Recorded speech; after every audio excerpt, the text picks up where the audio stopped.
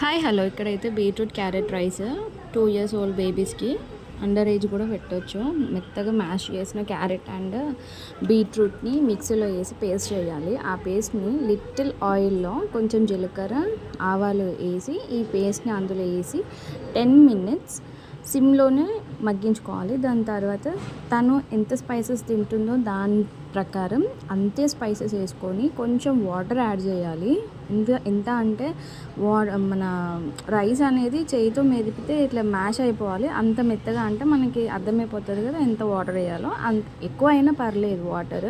జారుడుగా ఉంటే ఇంకా వాళ్ళు ఇంకా ఈజీగా తింటారు, నమ్మలని అవసరం లేదు. ఎందుకంటే వాళ్ళ డైజెస్టివ్ సిస్టమ్ కొంచెం చిన్నగా ఉంటుంది కదా, సో అందుకోసం అని చెప్పి ఇంక ఇందులో నేను ఏం స్పైసెస్ యాడ్ చేయట్లేదు. జస్ట్ కర్రీ లీవ్స్ ఒకటి, చిన్నగా పించ్ ఆఫ్ అంటే పించే కొంచెం కారం వేసాను అంతే. మీకు కూడా నచ్చుతుందని నేను అనుకుంటున్నాను. నచ్చితే కనుక లైక్ ఇవ్వండి, ఒకసారి ట్రై చేయండి మీ బేబీస్కి పెట్టి. Thank you for watching. Bye.